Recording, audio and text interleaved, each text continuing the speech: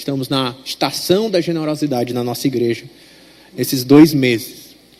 E é sobre isso que nós vamos falar hoje. Segunda carta de Paulo aos Coríntios, capítulo 8, dos versos 1 a 15. Diz assim a palavra de Deus. Também, irmãos, vos fazemos conhecer a graça de Deus conhecida às igrejas da Macedônia.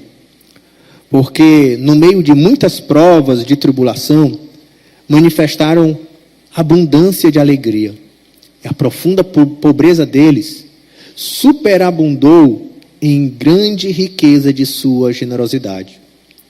Porque eles, testemunho eu, na medida das suas posses, e mesmo acima delas, se mostraram voluntários, pedindo-nos com muitos rogos a graça de participarem da assistência dos santos. E não somente fizeram como nós esperávamos, mas também deram-se a si mesmo, primeiro ao Senhor, depois a nós, pela vontade de Deus. O que nos levou a recomendar a Tito, que como começou, assim também complete essa graça entre vós.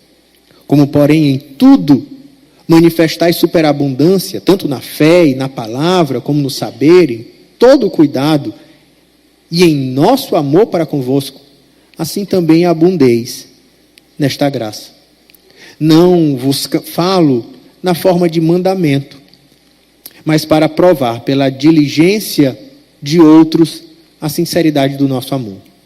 Pois conheceis a graça do nosso amor, do nosso Senhor Jesus Cristo, que sendo rico, se fez pobre por amor de vós, para que pela sua pobreza os tornasseis ricos. E nisto dou a minha opinião, pois a vós outros, que desde o ano passado principiastes, não só a prática, mas também o querer, convém isso. Completai agora a obra começada, para que assim como revelaste prontidão no querer, assim a leveis a termo, segundo as vossas posses. Porque se há boa vontade, será aceita conforme o que o homem tem, e não segundo o que ele não tem. Porque não é para que os outros tenham alívio e vós sobrecarga, mas para que haja igualdade, suprindo a vossa abundância no presente, a falta daqueles, de modo que a abundância daqueles venha suprir a vossa falta.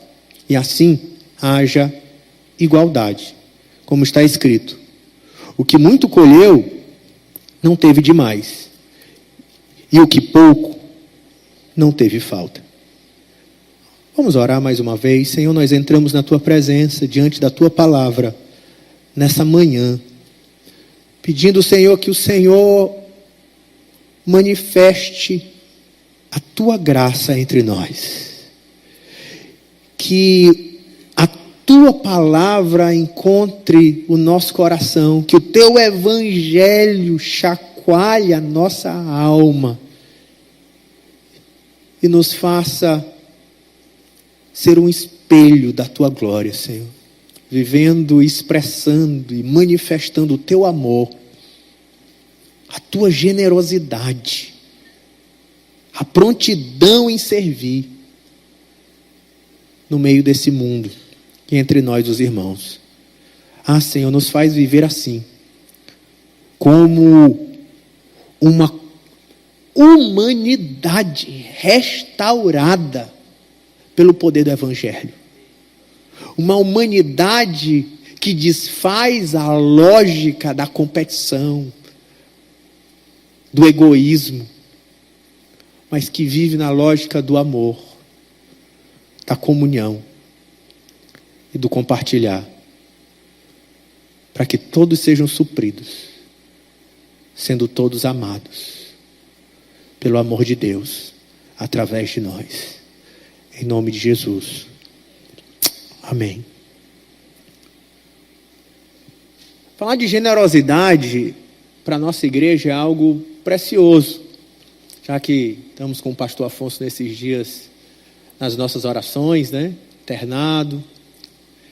eu posso dizer que a gente tem nele uma referência muito especial. Eu, especialmente como genro, né? Eu convivo bem de próximo com o pastor Afonso. E tenho muitas histórias pitorescas do pastor Afonso.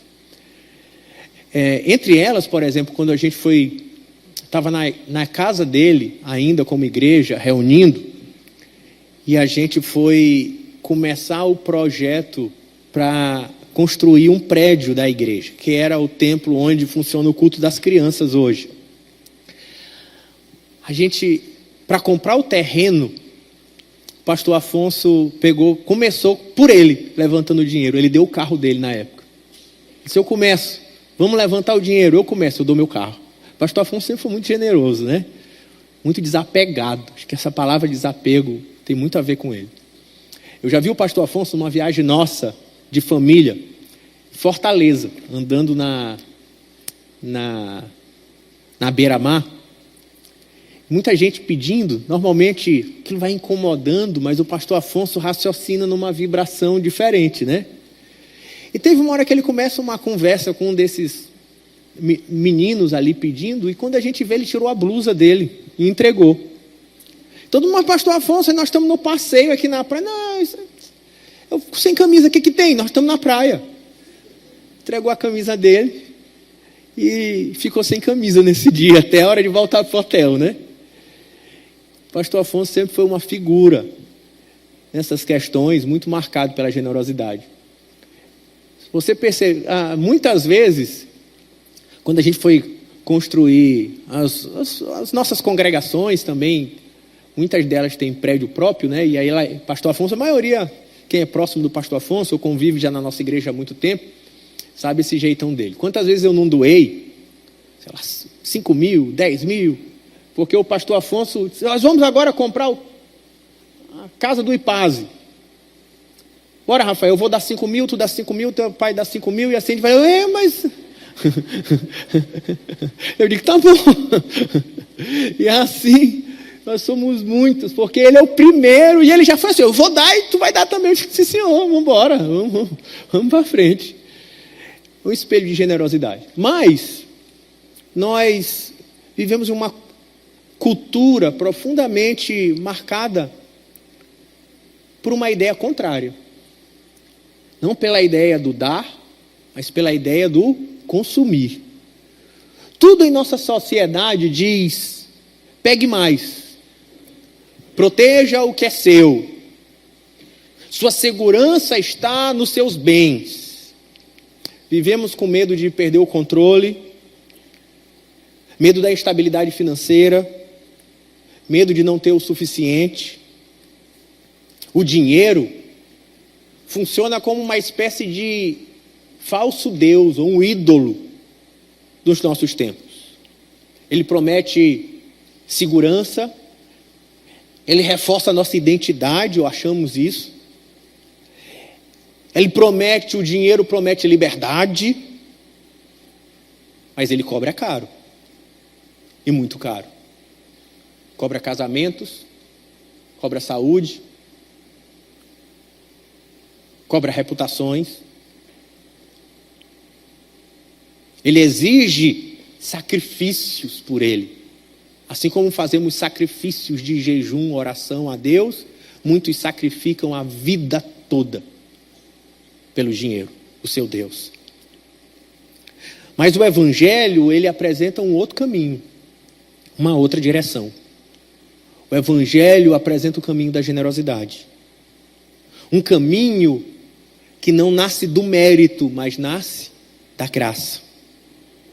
E Paulo, escrevendo aos Coríntios, aqui nessa segunda carta dele a essa cidade, provavelmente a terceira carta dele, porque a primeira carta faz menção a uma anterior, ele não pressiona por meio de leis, ele não manipula por meio da culpa, ou por meio de promessas. Pelo contrário, Paulo nos lembra da graça de Deus revelada em Cristo. A generosidade de Deus que deu seu Filho. De um Cristo que se fez pobre para que nos tornássemos ricos. Paulo nos mostra como essa graça gerou uma generosidade surpreendente. Para entender o que está acontecendo aqui, essa colheita que está sendo feita na cidade de Corinto, não somente na cidade de Corinto, mas a gente olha em muitas cartas de Paulo, ela está num plano de fundo, onde está acontecendo uma crise de fome severa na região da Judéia, ali em volta de Jerusalém.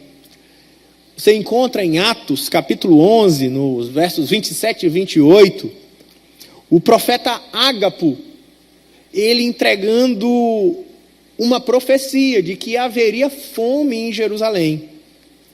Essa época era a época do imperador Cláudio, e isso está registrado, inclusive, nos livros de história. E, de fato, a fome chegou.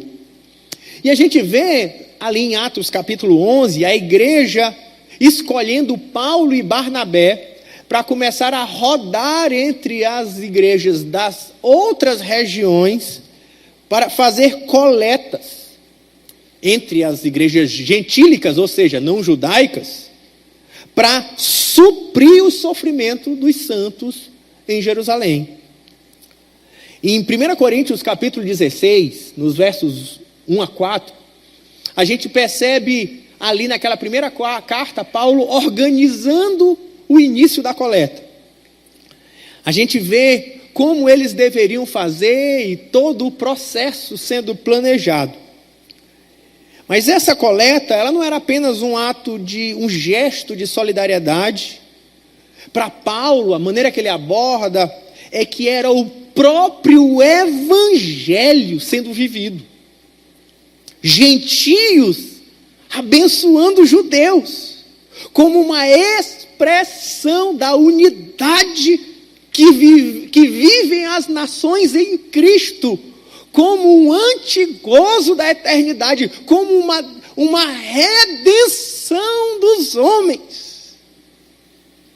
Que enquanto o mundo vive em guerra, o povo de Deus vive em amor. Paulo, em vez de simplesmente exigir, ele aponta para o Evangelho de Cristo, para a graça de Deus. E nos ensina então que a graça de Deus leva a igreja a uma vida de generosidade, transbordante de amor, na experiência da comunidade. E nós vemos aqui então 3 momentos nesse texto, de como a graça se manifesta. E por isso eu quero intitular o sermão dessa manhã de A Manifestação da Graça de Deus. É assim que ele começa o texto. E a graça de Deus, segundo Paulo, se manifesta de 3 maneiras. A graça de Deus se revela na generosidade, a graça de Deus se revela no amor, e a graça de Deus se revela na comunidade. A graça de Deus se revela na generosidade, no amor e na comunidade. Em primeiro lugar, os versos 1 a 7.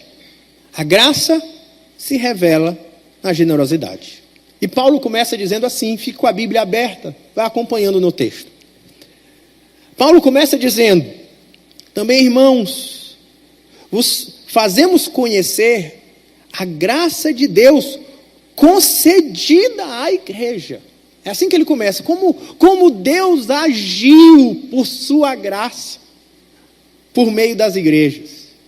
E como foi que Deus agiu? Como é que a graça de Deus se manifestou no meio da igreja? E ele vai falar para os coríntios, usando a igreja da Macedônia como uma referência, como um exemplo de como a graça de Deus se manifesta. Ele vai dizer, em primeiro lugar, que aonde há a graça de Deus, aonde há o evangelho de Deus, quando lemos o resto do texto, quando a graça de Deus se manifesta, qual é o resultado?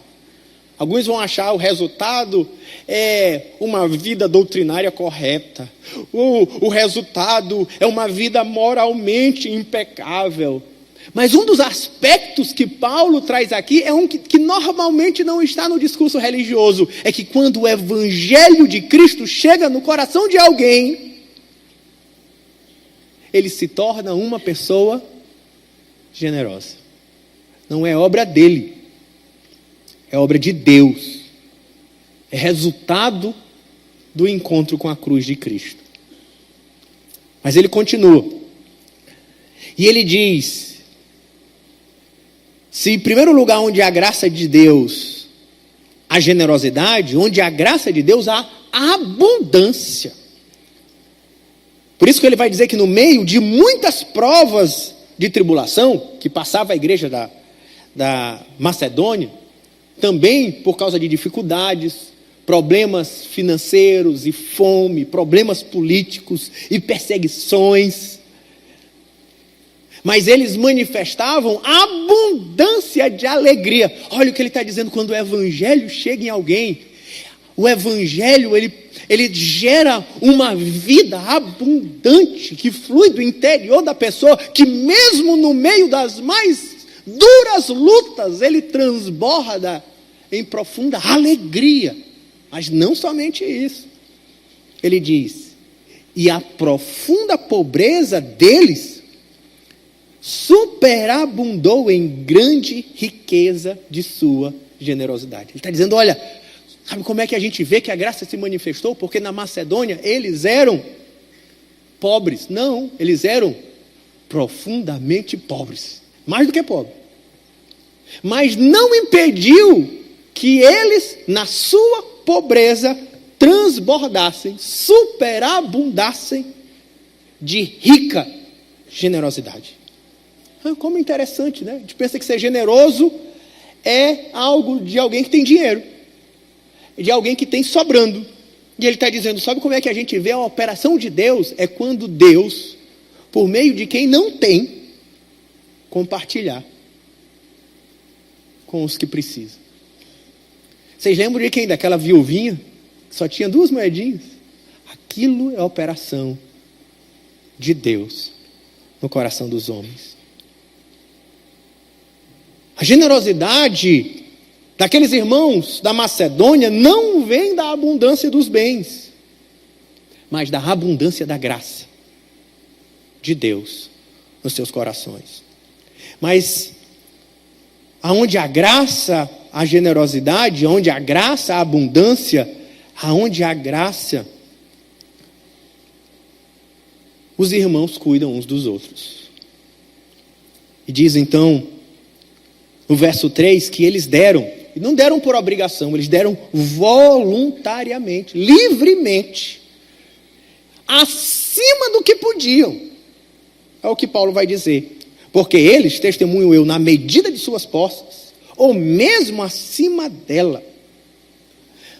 Ah, pastor, eu não posso dar.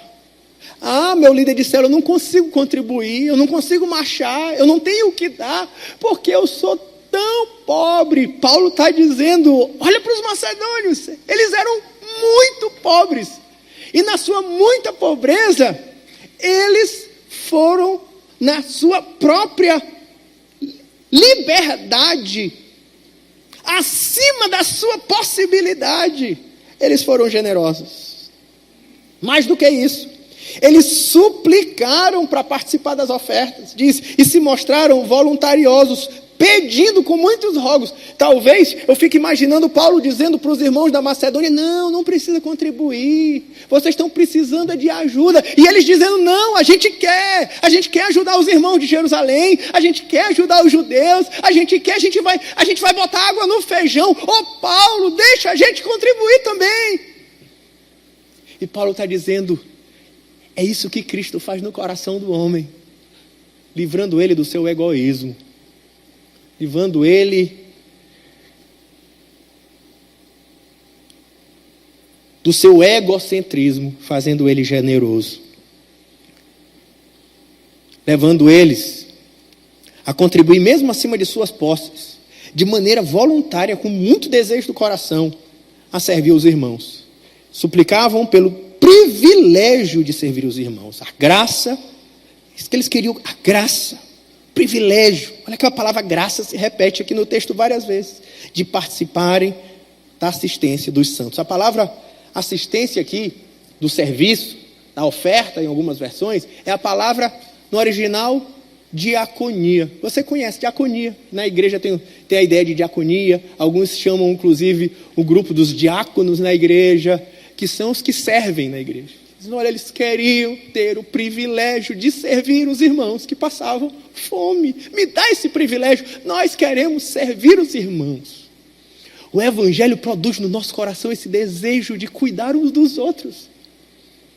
Por isso que eu posso e continuamente digo de que não há cristão desigrejado, cristão avulso, cristão que entende cristianismo como uma devoção pessoal, filosófica, porque o impacto do Evangelho me leva ao serviço mútuo e ao cuidado uns dos outros, nos leva à igreja e à comunhão.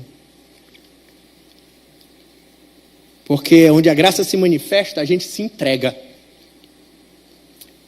A gente se entrega a si mesmo.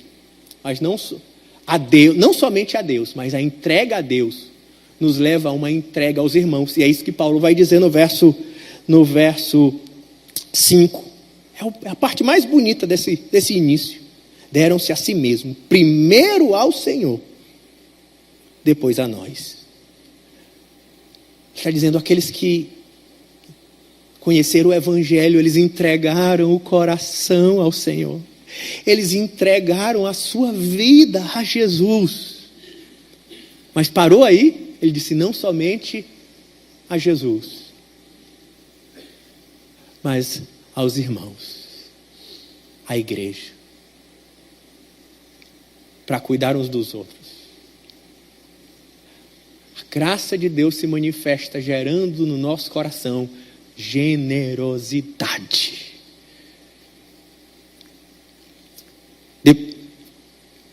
O que levou a reconhecer a Tito, que como começou, diz o verso, assim também complete essa graça entre vós. Eles começaram lá em 1 Coríntios 16, versos 1 e 4. Ele está dizendo, mas isso, vocês precisam continuar até o final na proposta que começaram. E aonde a graça se manifesta, a contribuição.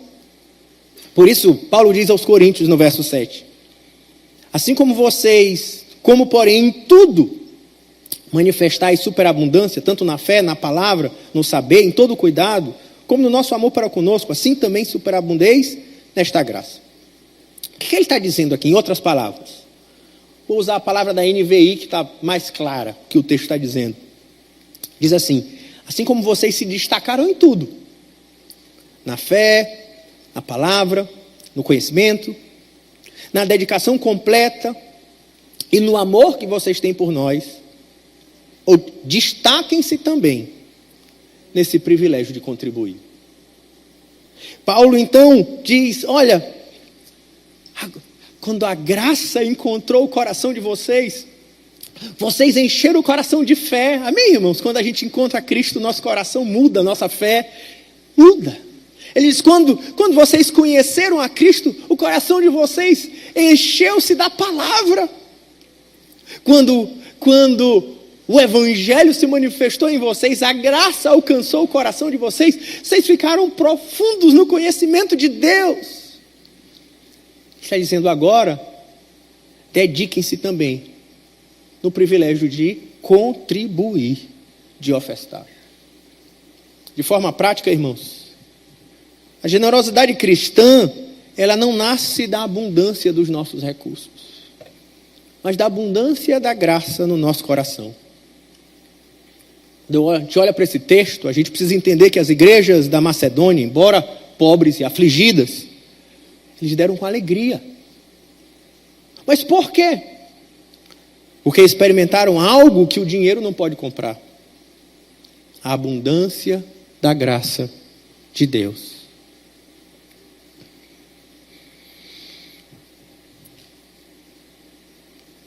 Talvez, e eu pergunto para você, você acredita que a generosidade é só para quem tem muito? Não é assim que a Bíblia pensa. A falta de doação na vida de muitos irmãos talvez não esteja revelando falta de dinheiro, mas falta de evangelho. Talvez a falta de generosidade na vida de muitos evangélicos não é pobreza, mas é falta de compreensão da graça do Senhor. Talvez você ainda não entendeu o evangelho. Precisa de uma entrega genuína a Jesus. Vai mudar tudo. Porque quando você é tomado pela beleza de Cristo, quando você se depara com a beleza daquela cruz, a sua segurança não estará no dinheiro, sua identidade não estará no dinheiro, a sua força não virá do dinheiro. O dinheiro perde o poder. Seus olhos deixam de brilhar pelos poderes desse mundo. Seus olhos brilham com o desejo de agradar o coração de Jesus, o teu Salvador. Muda tudo. O Evangelho cria em nós uma nova motivação. Eu não dou para ser aceito por Deus. Eu dou porque eu fui aceito por Deus em Cristo. E isso encheu o meu coração de alegria. Eu quero viver para Ele. A nossa comunidade, como igreja aqui, Maranata, a gente vive muito dessa expressão. Eu mesmo fico impressionado com o que vejo. Com o cuidado entre os irmãos. Eu me lembro de Carlinha, né? Carlinha indo casar com a América. Coisa mais linda. Naquela época a América tinha cara de novo ainda, né, América? E a célula deles, liderada por Adriana e Sâmias, mobilizaram, não foi, Carlinha? Eu que fiz a cerimônia. Acho que era um dos primeiros, se não foi o primeiro casamento que eu fiz, sabia?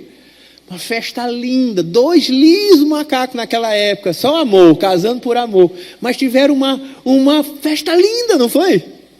Linda, por causa da generosidade dos irmãos. Que privilégio que eu tive de participar dessa história ali naquele momento. Na nossa célula, Carlinha nessa época, eu acho que era da minha célula ainda, tinha uma irmã Duda.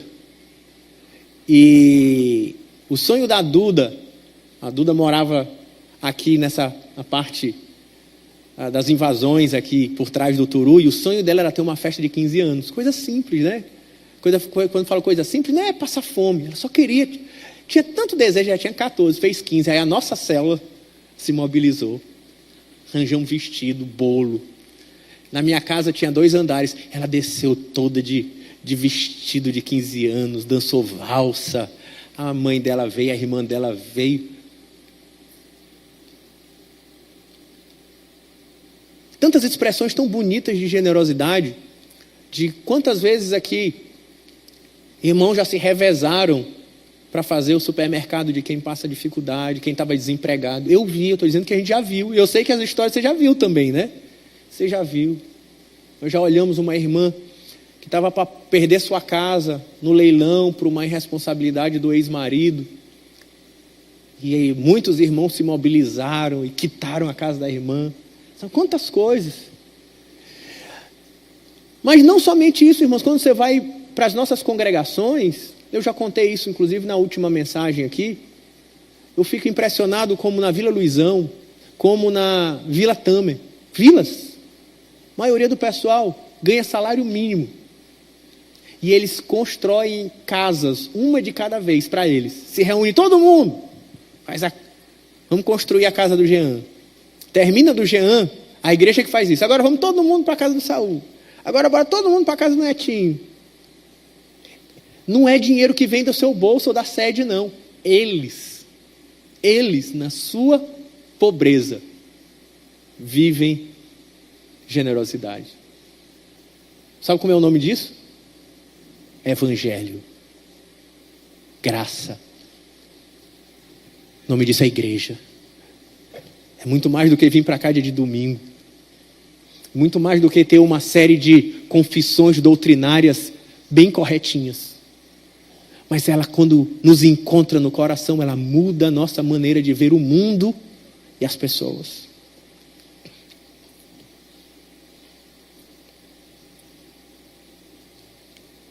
E sabe por que a nossa igreja é generosa? Não é porque você é demais, não.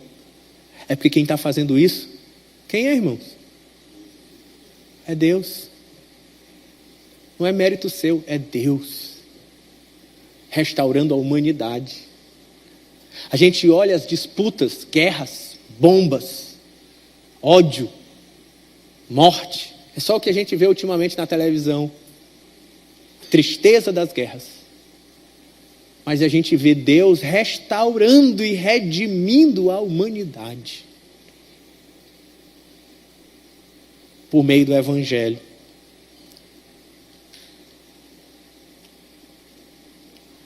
Você tem feito parte desse avivamento da nossa igreja, irmãos?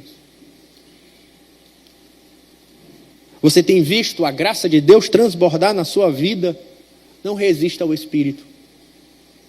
Viva o Evangelho. Porque generosidade não depende de riqueza. Ser dizimista não depende de riqueza. Digo para vocês, irmãos, eu sou dizimista desde quando eu me entendo como gente. E isso para mim sempre foi um privilégio. E eu fico pensando, porque nunca foi uma lei. Porque hoje a gente fica tentando, eu vejo hoje, porque quando eu era novo convertido, não via essas discussões. Agora fica nos meandros da lei. Será se Jesus... Isso sempre foi uma alegria para mim. E logo desde recém-convertido, eu morava com meus pais, eu sempre fiz assim. A Bíblia manda dar o dízimo. Eu não estou querendo dizer que eu sou especial, só dizendo como uma alegria no coração acontecia no meu. E eu sei que isso, todo mundo tem a sua história. Quando eu ganhei os primeiros salários da minha vida, eu não dei o dízimo. Sabe o que eu fiz? Eu consagrei o meu primeiro salário ao Senhor. Por gratidão. Não era porque era uma lei. É uma alegria. Vocês estão entendendo o que eu estou falando, irmão? Aí eu mudava de emprego, outra oportunidade. De novo, Senhor, muito obrigado. E consagrava o primeiro salário ao Senhor. Porque não é uma lei. Hoje eu olho para a palavra e vejo, é a manifestação da graça. E ao longo, e vocês conhecem da minha história, porque quando eu estou pregando, eu sou bem transparente nos momentos da minha vida, e eu já passei por perrengue. Mas, se você for pegar meus cartõezinhos de dízimo ali, o dízimo sempre foi a primeira coisa que eu separei, Marco. Porque eu entendia que se eu estava comendo até ali, é porque não é por causa do dinheiro, não era o dinheiro que me supriu. É porque até aqui foi o Senhor que me abençoou. Não foi o dinheiro. Não é o dinheiro que é meu Deus. O dinheiro é meu servo, né? Segundo lugar, quando a graça de Deus se manifesta, a graça de Deus se revela no amor. Isso está especialmente nos versos 8 e 9. Paulo diz: não vos falo por mandamento, mas para provar a sinceridade do vosso amor. É isso que Paulo está dizendo quando ele fala não vos falo na forma de mandamento, mas para provar pela diligência de outros a sinceridade do vosso amor. Ele diz, não estou dando um mandamento, eu estou provando o seu amor. Eu não estou ordenando que sejam generosos, porque o evangelho não funciona de maneira legalista. Mas Paulo diz, eu estou testando a sinceridade do seu amor a Cristo e ao evangelho. E aí ele vai dizer, sabe por quê?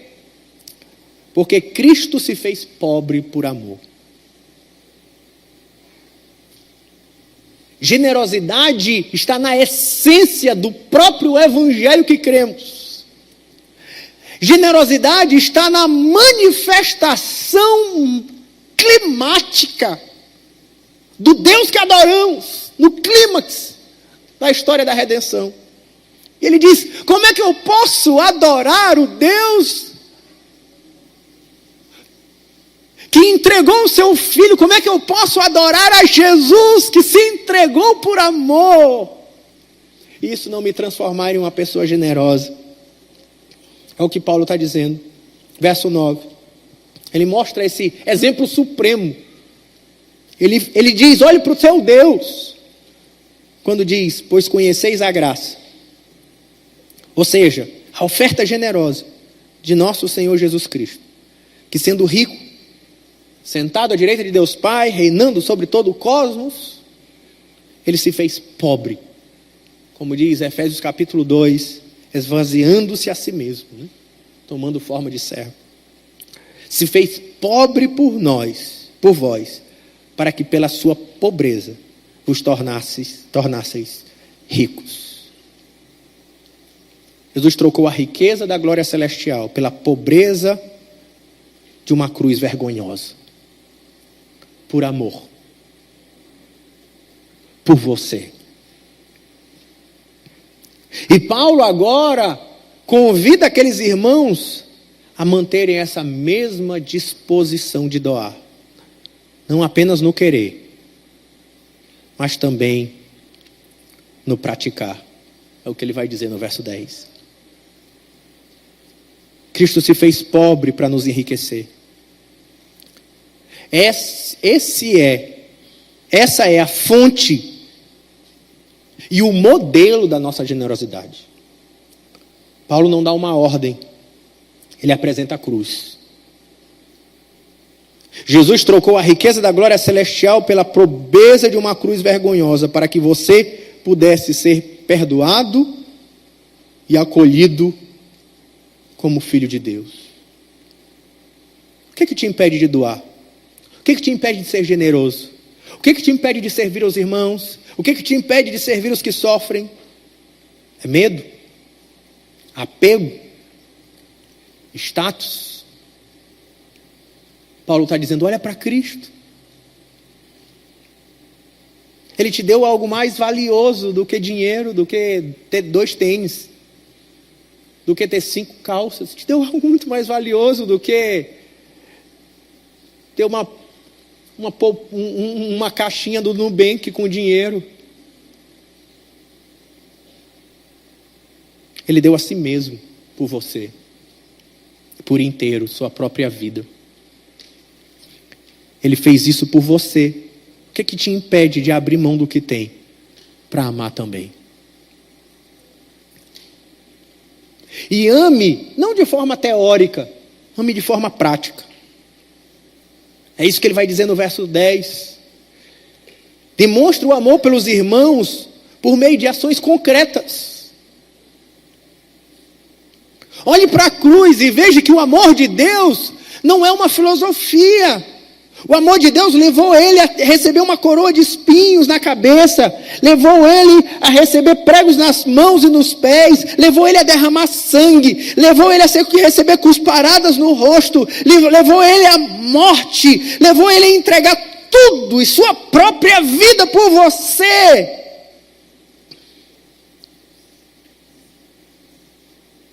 Jesus abriu mão da sua glória por nós. Mova-se para doar com alegria. Viva uma vida tendo Cristo como modelo. Tornando-se como Cristo de glória em glória. Esse é o propósito da nossa vida. Cultive amor prático. Não um amor que sente. Esse amor que sente é o amor do filme. É o amor da novela. É o amor do conto da Disney. O amor verdadeiro não é o que sente. É o que faz. É o que se compromete. É o que investe tempo, presença, sentimento, dinheiro por alguém que não é você. Nem simplesmente seus familiares.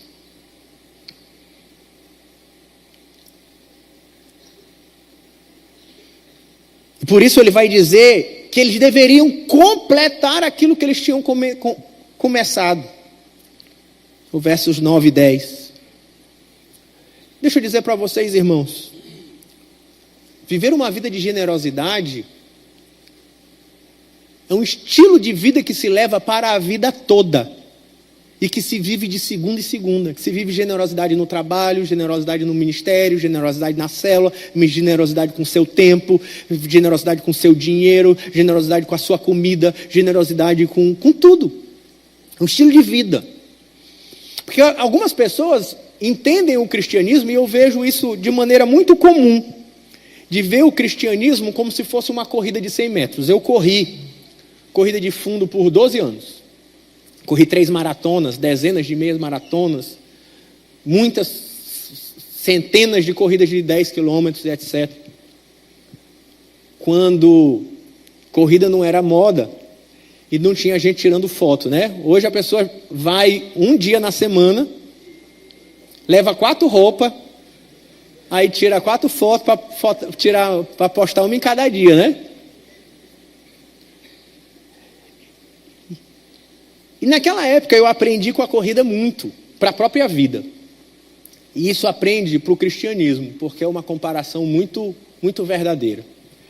Eu vejo gente que se converte e parece que ele agora, ele está numa corrida de 100 metros, ele precisa fazer tudo agora, e vive um padrão tão alto de justiça, de vida, de doutrina, que nem ele aguenta correr mais do que 100 metros. Com 10 minutos ele morre.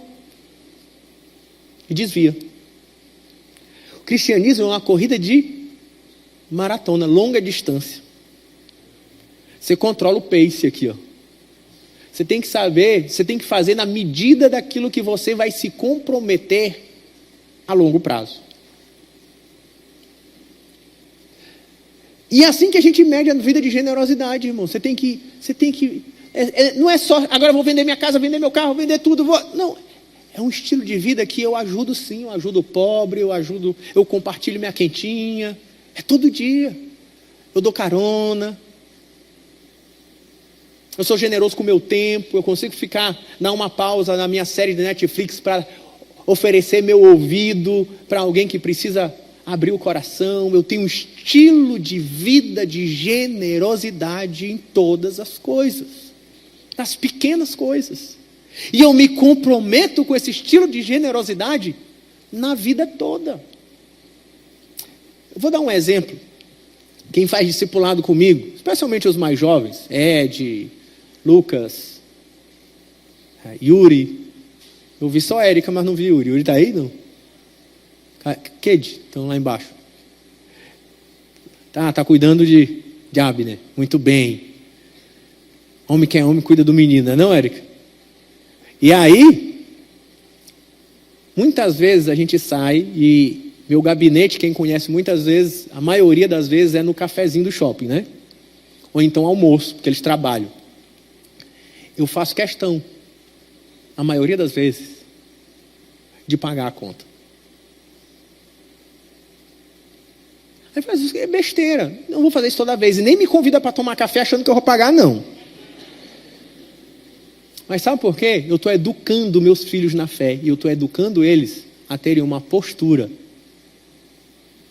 de generosidade. É o desejo de ser generoso. É um estilo de vida que se manifesta, Barros, até num cafezinho. Numa mesa de almoço. Por isso, irmãos, é um comprometimento, é mais do que só trazer esse desapego, um ventilador que achei bênção ali. Inclusive faltou luz lá em casa esse fim de semana, essa noite. Eu ia dizer que o ventilador ia ajudar, mas não ia servir do mesmo jeito, né? Mas por fim, parar de conversa. O último ponto. A graça se revela na comunidade. A graça se revela na generosidade, a graça se revela no amor que se vive na prática, a graça se revela na comunidade. E há 2 princípios aqui que Paulo aborda que são muito interessantes. O primeiro princípio é o princípio da prática. São 3 princípios, onde contribuir é um amor prático, não é um discurso. Isso dou minha opinião, pois vós outros, que desde o ano passado principiaste, não só na prática, mas também o querer como convém. O segundo princípio é o princípio da proporcionalidade, onde todos contribuem na proporção dos seus bens. Paulo vai dizendo, olha, você não precisa... Eu vou ler o texto. Ele diz assim, completai agora a obra começada, para que, assim como revelaste prontidão no querer, assim leveis a termo, segundo as vossas posses. Esse é o princípio da proporcionalidade, que é uma continuidade do princípio do dízimo do Antigo Testamento. Verso 12, porque se há boa vontade, será aceita conforme o que o homem tem, e não segundo o que ele não tem. Interessante que Paulo está dizendo, eu não quero para ninguém passar dificuldade, não. Eu não quero, verso 13, ele vai dizer, para que outros tenham alívio e vós sobrecarga. Não, mas para que haja igualdade. Ele está dizendo, não, você não precisa dar acima da sua capacidade. Não, se todo mundo der na medida da sua capacidade, todo mundo der proporcionalmente ao que ganha, todos serão supridos. E ele vai dizer, isso é igualdade. Essa é a ideia, inclusive, dos juristas. O que é igualdade? Igualdade são os homens serem iguais na medida da sua diferença. Ou seja, é errado uma pessoa com salário mínimo contribuir na igreja o mesmo valor que uma pessoa que ganha 30 mil reais. É isso que Paulo está dizendo. Alguém pode dizer, não, nós na igreja somos iguais, então eu dou 100, tu dá 100. Não, Paulo está dizendo, não é assim. É na proporcionalidade. Se você ganha, pode dar 100, dê 100. Mas se você pode dar 5 mil, não dê 100. É isso que Paulo está dizendo. É na medida da proporcionalidade. E terceiro princípio é o princípio da igualdade. Para que ninguém fique sobrecarregado. E todos sejam supridos. Onde a falta de um é a abundância do outro. Ou a abundância de um supre a falta do outro. Suprindo a vossa abundância no presente, a falta, verso 14, daqueles, de modo que a abundância daqueles venha suprir a vossa falta. Assim haja igualdade. Como está escrito, o que muito colheu não teve demais, e o que pouco não teve falta. Eu quero ir para minhas últimas aplicações de hoje. A graça não apenas transforma o indivíduo, mas cria uma cultura social de partilha, de mutualidade. A graça não só me redime como indivíduo, ele nos redime como humanidade. Deus criou a humanidade para ser uma humanidade de amor e não de guerras. Mas o pecado nos dividiu. Levou o homem a oprimir o outro homem, o homem a se tornar lobo do próprio homem. Mas quando Cristo veio morrer naquela cruz, ele não veio só me livrar desta terra para me mandar para o céu. Ele veio restaurar todas as coisas. Restaurar a terra. Você sabia que no final das contas, no dia do Senhor, nós não vamos morar no céu, nós moraremos numa terra restaurada? Só lê Apocalipse capítulo 20, 21. O Senhor está redimindo a humanidade, não só o homem. A comunidade cristã, então, nós como igreja, a gente vive um estilo de vida que desafia os valores do mundo. Quando o mundo diz, o que é meu, a igreja diz, o que eu tenho foi dado por Deus para abençoar outros. A graça transforma a comunidade. Ela cria uma cultura da generosidade, uma cultura da comunidade, uma cultura da partilha, e não uma cultura do acúmulo. É uma contracultura a esse tempo. A igreja é então esse sinal do novo mundo que Cristo está restaurando. Um povo, uma nova humanidade, que vive e que de fato realiza uma justiça generosa, social, que nenhuma ideologia é capaz de fazer. Somente o Evangelho trabalhando no coração dos homens. Se você tem demais, Cristo manifesta a sua graça no seu coração, para compreender que você é mordomo de Deus, para suprir a falta dos seus irmãos, em uma grande comunidade. Por isso, irmãos, cristianismo não se vive só. Cristianismo se manifesta em comunidade. Viva cristianismo na prática. Não é uma reflexão, não é uma filosofia, não é uma teologia, não é uma escolha doutrinária, é um estilo de vida. Pratique mutualidade, pratique comunidade. Até porque você pode estar suprindo hoje, mas pode estar sendo suprido amanhã. A igreja é essa família espiritual, como diz a Bíblia, onde nós cuidamos uns dos outros, num estilo de vida moldado pela generosidade da cruz. Onde eu entendo que por isso tem oferta na comunidade.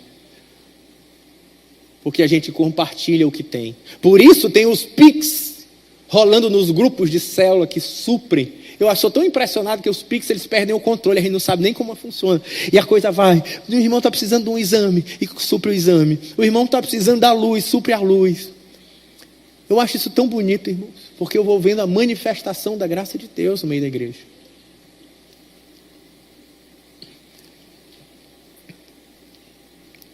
A gente vai vendo que ofertar, contribuir, não é um ritozinho da igreja, mas é um ato de comunhão, de amor, e que revela meu coração como cristão. Que não depende da quantia, mas que revela o coração. Porque revela um senso de responsabilidade, de amor, de comprometimento. Não espere as condições ideais para contribuir. Viva um estilo de vida de contribuição, de generosidade. Nos seus dízimos, nas suas ofertas, no cuidado com o irmão da célula, com aqueles que sofrem, ou mesmo aqueles que estão à sua volta, no seu trabalho, na sua casa, no seu bairro. A igreja é para ser essa comunidade no meio do mundo, onde ninguém passa necessidade. Não é que não vão ter pessoas que ganham mais, outros ganham menos. Isso faz parte da caminhada da vida enquanto estamos nesse mundo caído. Mas não haverá, como diz a Bíblia, pobre entre nós, fome entre nós, falta de roupa entre nós, falta de teto entre nós.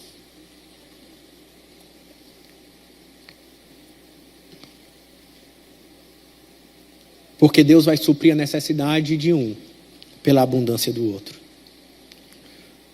O cristianismo exige prática. Porque amor, como diz o apóstolo Paulo, é o resumo de toda a lei. E a resposta como cristãos, e essa é a minha última aplicação de hoje, para um mundo politicamente tão polarizado, que se revolta os dois lados se revoltam com as desigualdades do mundo. Mas deixa eu te dizer uma coisa. A proposta cristã de comunidade, eu sei que você pensou sobre isso enquanto eu pregava. Proposta cristã de comunidade, ela contrasta com as ideologias políticas do nosso tempo. Por um lado, alguns vão dizer, cristianismo é de direita. Bem, não é bem assim. A direita, seja ela clássica ou liberal conservadora, ela tem naturalmente na sua filosofia ênfase na responsabilidade individual, ênfase na liberdade, no mérito, na propriedade, no meu. Solidariedade é uma opção, é recomendado. Mas como ela fica colocada ao âmbito pessoal, familiar ou religioso, num coração caído e pecador, a gente vê que na prática a gente encontra uma negligência aos vulneráveis.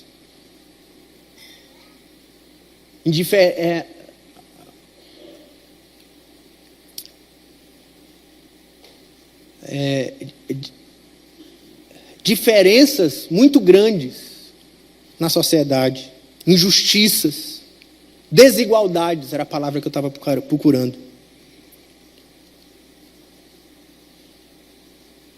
E se cada um cuida só de si, os fracos, pobres, os menos capazes, ficam desamparados. Por outro lado, alguém pode dizer, então a solução é da esquerda, seja ela clássica, socialista, ou qual for. Ela vai ter agora uma ênfase na comunidade, a igualdade social, a redistribuição de renda pelo Estado. Por isso que o pensamento de esquerda é sempre mais imposto, mais imposto, mais imposto. Porque a ênfase está na comunidade, não na liberdade, não na generosidade, não na voluntariedade. E por isso, no pensamento de esquerda, solidariedade, ela é imposta sobre o público. São ações políticas. E não uma atitude pessoal. E acaba virando só burocracia. Entregando muito poder a um Deus chamado Estado, que vai ser mediador de uma nova sociedade. Mentira. É só olhar para a história. A proposta cristã não vai nem para um lado nem para o outro. A proposta cristã, ela valoriza a comunidade, mas ela valoriza liberdade, voluntariedade. E a ênfase é totalmente diferente. A ênfase cristã é a ênfase do amor ao próximo, como resposta à graça de Deus. E é algo que não é feito pelo Estado, não é feito pelo homem, não é feito por ideologias. É feito por quem, gente? É feito por Deus. Só o Evangelho pode redimir a nossa sociedade. A resposta que o nosso mundo precisa é uma resposta de fé e não ideológica. O que nós precisamos é de Cristo reinando sobre os corações para uma transformação social. A ênfase cristã é voluntária, relacional, fruto de um coração regenerado. Ela não é imposta, ela não é regulada pela igreja ou pelo Estado. Ela é voluntária de quem entendeu o Evangelho, segundo o modelo de Cristo, que se fez pobre por nós, para que nós nos tornemos ricos. A direita diz, é meu, eu trabalhei por isso. A esquerda diz, é nosso, e o Estado tem que regular. O Evangelho diz, é de Deus, e eu sou apenas um mordomo, para suprir a minha família e a necessidade dos meus irmãos. Sim, vivemos numa cultura de consumo e acúmulo. Uma sociedade que diz, pegue mais, proteja o que é seu, sua segurança está no que tem. Sim, vivemos num mundo cheio de medo da instabilidade, de não ter o suficiente, de não ter o controle, num mundo que adora o dinheiro. Mas o Evangelho nos convida a outro caminho. Um estilo de vida de contracultura à cultura dominante. Uma vida moldada pela graça e pela generosidade,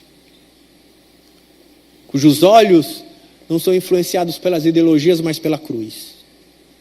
O Salvador que nos amou, que se fez pobre, para que Ele, por sua pobreza, nele, fôssemos feitos verdadeiramente ricos. Ricos de graça, ricos de amor, ricos de vida, que transborda na vida cristã em generosidade. E a verdadeira generosidade cristã nasce de um coração transformado pelo Evangelho e expressa beleza. A beleza de Cristo a esse mundo. Não com nossos discursos, mas com o nosso coração. Baixe os seus olhos, a sua cabeça, feche os seus olhos, vamos orar. Senhor, traz um avivamento sobre nós. Manifesta a tua graça. Para que ao olharmos aquela cruz, ao teu evangelho, isso se manifeste em prática, em amor, em cuidado mútuo, em generosidade, em comunidade, em igualdade, como diz a tua palavra. Senhor, faz com que essas realidades bíblicas sejam palpáveis nessa comunidade, no nosso meio, nas nossas famílias, nas nossas vidas. Faz-nos uma igreja reconhecida pelos nossos amigos, vizinhos, familiares, pela cidade, como um povo que ama, como um povo generoso, como o povo de Jesus. Em nome de Jesus, Pai.